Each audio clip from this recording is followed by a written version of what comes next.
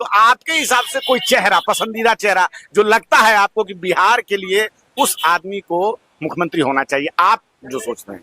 साहब, ये चुनाव कमीशन का मालाफाइड इंटेंशन है सत्ताधारी क्लास के प्रति। बोले कि महिला के साथ बलात्कार हुआ, फिर आ गया ठीक। ये तो मुंडे मुंडे मत्तिर भिन्ना की स्थिति है। ये चलना बहुत जरूरी होता है, हमें नहीं, आने वाला पीढ़ी है उसके लिए भी सोचना भी बहुत लाजमी होना चाहिए। नमस्कार, मैं रंजय कुमार और आप देख रहे हैं मुझे फ्रीडम वॉइस पे।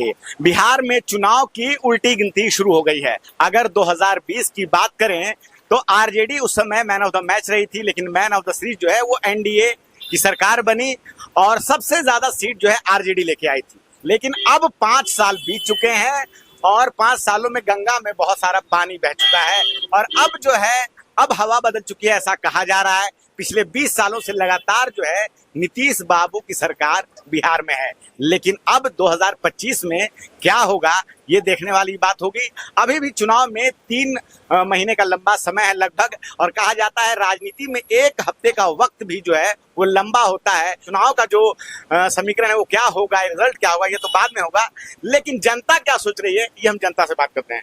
भाई साहब, क्या नाम है आपका? हमारा नाम विनय प्रसाद है। विनय जी, क्या लग रहा है इस बार बिहार में क्या होने जा रहा है? कहा जाता है कि बिहार को राजनीति की प्रयोगशाला कहा जाता है। बिहार जो है बहुत कुछ तय करता है, केंद्र की राजनीति भी तय करता है। वो तो समय आएगा, उसी समय देखा जाएगा। अभी क्या कहा, अभी 3 महीना वक्त है। हाँ वो तो है, लेकिन लोग कह रहे हैं कि जैसे एनडीए कह रही है कि बहुत काम हुआ है। नीतीश बाबू, भाजपा जो उनके समर्थक हैं वो तो कह रहे हैं कि 20 साल में जितना काम हुआ है 2005 में क्या था सो देखिए और आज का देखिए क्या है। तो आप उसको कितना मानते हैं? वो तो ठीक है, काम तो हो ही रहा है, विकास का काम हुआ है तो मान रहे हैं वही जो काम विकास करेगा उसी को समर्थन होगा। आरजेडी कह रही है कि जंगल राज हो गया है, आए दिन हत्या हो रहा है, पारस हॉस्पिटल में घुस के गोली मार दिया, तो गोपाल खेम कुछ न कुछ होते ही रहता। जितना भी सरकार आया सभी के समय में कुछ न कुछ तो होते ही रहता है, समझ गए। इसलिए समय अला पर बताया जाएगा कि किसका। तो अभी बिहार में जंगल राज है कि नहीं है? जैसे अब तेजस्वी यादव तो खुल के कह रहे हैं आरजेडी वाले लोग कि भाई बिहार में जंगल राज हो गया है, हम लोगों के टाइम पे बदनाम किया जाता था, आज जो है मीडिया वाला ऐसा बता नहीं रहा है। तो आपको ऐसा लगता है कि कुछ वैसा है कि नहीं है? नहीं, कि बस हमको तो अभी डर नहीं लग रहा वैसा कि जंगल राज नहीं है। ऐसा आपको नहीं लग रहा है? काम हुआ है, काम हुआ। आने वाले समय में जो चुनाव है उसमें क्या लग रहा है? अब तो लेकिन नीतीश कुमार जी की जो है उम्र काफी हो गई है, मानसिक स्थिति जो है थोड़ा कुछ अलग हो गया है। अब वो है जो उस तरह से काम नहीं कर पा रहे हैं, कहने थके हुए हैं।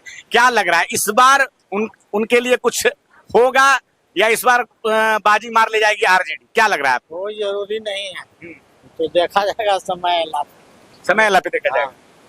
अभी कुछ भी कहना मुश्किल है। नहीं, हमको तो कुछ भी कहना मुश्किल है। कि आरजेडी जो नेता है तेजस्वी, वो कह रहे हैं कि हमने 17 महीने में बहुत नौकरी दी थी, तो हम आएंगे तो रोजगार देंगे, ठीक है, हम बहुत सारा काम करेंगे, इन्होंने तो रोजगार तक नहीं दिया। और कांग्रेस भी है कि पलायन रोको, नौकरी दो, तो इस तरह की बात कर रही है। तो आपको क्या लग रहा है जनता किसके साथ जाने वाली? जनता तो अब समय अला पर बताएंगे, अभी क्या कहें। अभी एकदम नहीं बताएंगे? नहीं, अभी कुछ नहीं कर सकते। अभी कुछ नहीं। तो क्या नीतीश बाबू को फिर से मौका मिलना चाहिए कि नहीं मिलना? मिल भी सकता, मिल भी सकता है, अभी भी मौका मिल सकता है। चलिए ठीक है, अभी यहाँ एक भाई साहब हैं, उनसे भी बात कर लेते हैं। नहीं नहीं, आ जाइए। क्या नाम है आपका? रॉकी राव। अच्छा रॉकी, क्या है बिहार में चुनाव होने वाला है, क्या लग रहा है? नीतीश जी 20 साल से हैं, तो अब आरजेडी वाले कह रहे हैं कि भाई इनके टाइम पे तो काम नहीं हुआ है। देखिए, हम लोग नव युवक लड़कन है, ठीक है ना, हम लोग जो है बीजेपी को वक्त के अनुसार वोट दिया करते थे, बट अब हम लोगों की फ्यूचर की बात आ रही है, ठीक है ना, तो इसमें चुनाव में डिफरेंट होना चाहिए, ठीक है ना, ये बहुत जरूरी है, क्योंकि फ्यूचर को देखते हुए चलना बहुत जरूरी होता है। हमें नहीं, आने वाला पीढ़ी है उसके लिए भी सोचना भी बहुत लाजमी होना चाहिए, ये आवश्यकता है। नीतीश बाबू कह रहे हैं कि क्या कह रहे हैं 2025 से 30 फिर से नीतीश। ऐसा कुछ नहीं है, ऐसा कुछ नहीं है। हम लोग नवयुवक है ना, हम लोगों को तो भी देखना है, आने वाला फ्यूचर उसको भी तो देखना है। नवयुवकों के लिए मतलब आप लोगों के मन में क्या है? हम लोग को मन है चुनाव में चेंज होना चाहिए, सत्ता में परिवर्तन होना जी चाहिए। हाँ, ये जरूरी है।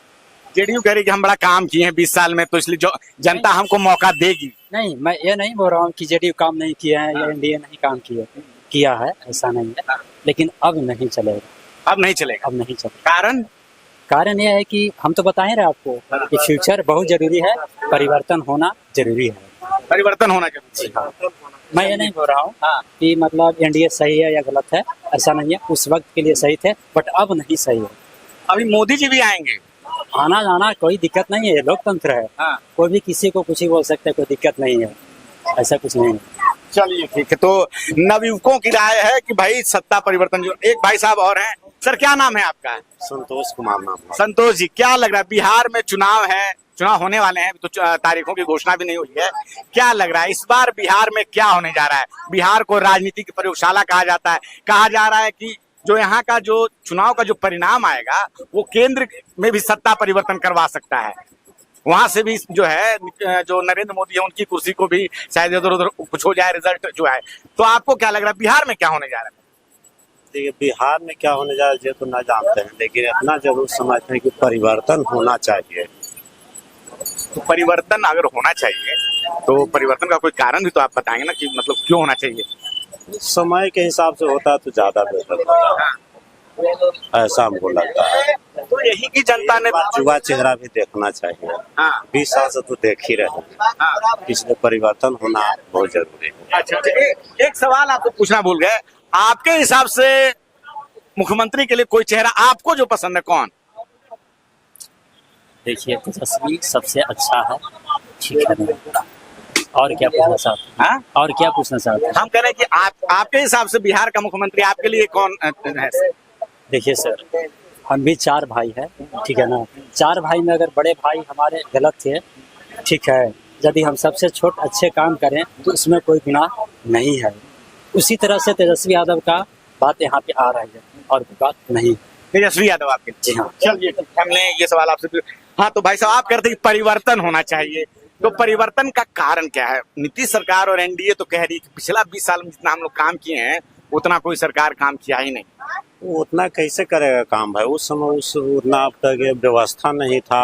आज धीरे धीरे परिवर्तन होता है, जैसे मान ले कि हम लोग काम नहीं चलाते थे, समय के हिसाब से परिवर्तन हुआ, हम भी जागे कि नहीं चीज करना चाहिए। तो ऐसा नहीं कि कोई सरकार के देन है, ये तो कंपनी का देन है, या मान ले हमारा आपका सोच है कि ये चीज करना चाहिए, धीरे धीरे विकास होता है, उसी हिसाब से हुआ है।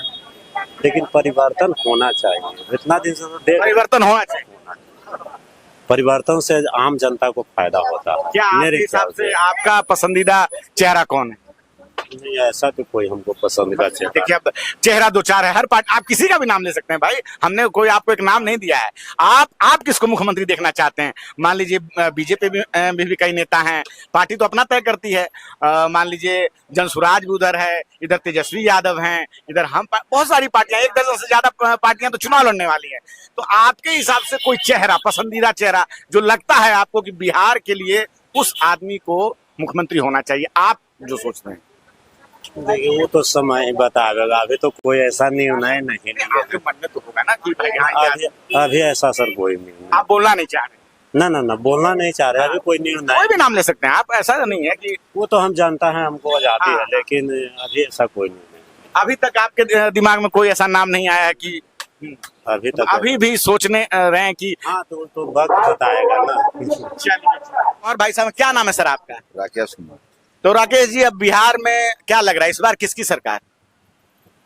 सब तो उसी तरह है, सब तो लुठी खुसोठी वाला है, कौन सब में तो उसी तरह है। हाँ। जो बढ़िया कैंडिडेट है उसको आदमी वोट देगा। तो कैंडिडेट तो सब बोलवे करता है कि हम बढ़िया हैं, हम बढ़िया हैं। बढ़िया रहे वो सब चेहरा आ जाता है सामने ना। हाँ। ऐसे मतलब नीतीश जी आएंगे कि नहीं आएंगे? नीतीश जी कह रहे हैं कि फिर से मौका दीजिए। नीतीश जी से बढ़िया कहीं चिराग का अगर यहाँ जहानाबाद में आवे तो भले मिलल है, लेकिन पर्दा वो अगर इसको बनाता है चिराग को यहाँ। तो बोल रहे हैं कि हम तो खुदे जदयू के खिलाफ पूरा 243 सीटों पे चुनाव लड़ेंगे। के ये चिराग पासवान, तो उसी को समर्थन हम करेंगे। आप चिराग पासवान, तो मतलब आपके हिसाब से चिराग पासवान? हाँ। तो नीतीश जी कह रहे हैं कि हम बड़ा काम ना लोग खुश हो जाते हैं, उसको भी नया चेहरा के बना के देखा जाए। आई तेजस्वी यादव वो क्या कह रहे हैं? वो कह रहे हैं कि भाई हम जब आए थे 17 महीने तो हमने बड़ा रोजगार दिया है, तो हम इस बार हैं जो पलायन रोकेंगे, रोजगार देंगे, उन पे आपका कोई क्या? रोजगार नहीं देगा अपन, कोई रोजगार से यहाँ तो लूट सलूट वाला काम है ना। सब तो लूटी मतलब नीतीश भी नहीं, तेजस्वी भी नहीं, आपके हिसाब से सब चिराग है ठीक। चिराग ठीक है। भाई साहब आप क्या कहेंगे, आपका क्या कहना है? उनसे पहले अरे आप अपना आप बताइए ना, आप अपना बताइए। हम तो आपको बोले दिए हैं सर, हम फिर बोलेंगे ना, उनसे पूछिए ना, उनसे आप लगाइए ना, देहात वाले लोग से अभी और तू कुछ जो उखाड़ रहे हैं उनसे पूछिए ना। अरे हम आपको बोलेंगे सर, हम व्यवसायी हैं ना, हमको तो सबसे काम है ना। आइए हम इधर बात कर लेते हैं। इधर एक क्या नाम है सर आपका? रामावतार प्रसाद शास्त्री। चलिए, आपकी उम्र कितनी है सर? 65 साल। 65 साल। आपने तो बहुत सारे चुनाव देखे हैं जी हाँ, बहुत देखा, और पुराना बिहार भी देखा है, पुराना बिहार भी और देखा। मान लीजिए आज का बिहार भी देख रहे हैं। बिल्कुल। क्या लग रहा है आने वाले चुनाव में इस बार क्या होने जा रहा है? जनता क्या सोच रही है, क्या करेगी इस बार? आपके पास तो तजुर्बा है, आप बताएं। ऐसे तो मुन्ने मुन्ने मत्तिर भिन्ना की स्थिति है, लेकिन मेजरली स्थिति यह है कि एक मैसेज तो समाज के अंदर है कि वर्तमान सरकार जो है वो बेरोजगारी के प्रति सेंसिटिव नहीं रही, वर्तमान सरकार विकास के प्रति सेंसिटिव रही, वर्तमान सरकार में सांप्रदायिकता की स्थिति कुछ बढ़ी, इस तरह की स्थिति बनी है समाज के अंदर, ये समझ पैदा हुआ है। और मतलब क्या लग रहा है? सत्ता पक्ष कह रहा है कि हमने बड़ा काम किया है, विपक्ष कह रहा है काम नहीं हुआ है। यहाँ जो है आए दिन जो है लूट मार हत्या है, पारस में अभी हत्या हो गया था, गोपाल खेमका की हत्या हो गई, तो ऐसे में आज भी हत्या हुई है, नवादा के अंदर आज भी गोली मारी गई है। कल जो है सो एक एम्बुलेंस में महिला के साथ बलात्कार हुआ है। ये सब बड़ा भयावह दृश्य हमारे बिहार के लिए उपस्थित कर। एनसीआरबी का आंकड़ा है कि 65,000 हत्याएं हुई हैं पिछले 20 सालों के दौरान। ये तेजस्वी और सत्ता पक्ष कह रहा है कि भाई ये एनसीआरबी का आंकड़ा है, तो ऐसे में हमारे सरकार पे तो मीडिया बहुत दिखाता रहा है, लेकिन अब नहीं दिखा रहा है, तो हम बता दे रहे हैं। तो ऐसे में क्या लग रहा है, क्या सत्ता परिवर्तन कुछ है, लोगों के मन में ऐसा कुछ है, या फिर से नीतीश बाबू को इस बार मौका दिया जाएगा? इतना तो जरूर लग रहा है कि पिछले चुनाव के अपेक्षा विपक्ष ज्यादा मजबूत पड़ रहा है। विपक्ष ज्यादा मजबूत? जी हाँ, ये अनुभव हमारी बनती है। जो लोगों से समाज के अंदर जो परिचर्चाएं होती है, लोगों से जो बातें होती है उससे, और नीतीश जी की धर्मनिरपेक्षता पर भी कुछ सवाल उठे हैं। वो इसलिए कि जो केंद्र सरकार बिल लाई, खास करके वक्त संशोधन बिल, उसके ये विरोध नहीं कर पाए। हालांकि इनके पार्टी के अंदर भी मरमराहट हुई, लेकिन एब्सोल्युटली विरोध नहीं कर पाए। और आने वाले दिनों में ये लेवल तो नीतीश जी पर चिपकाए है कि ये सत्ता के लोलुप, कहीं कभी इधर कभी उधर, कभी उधर कभी उधर, और उसमें केवल कुर्सियां बदलती है, कोई नीति नहीं बदलती। समझे ना? हाँ, मतलब हाँ, कुर्सी बदलती है, कोई नीतियां नहीं बदलती, कोई सिद्धांत नहीं बदलते, परिपाटी वही रह जाती है।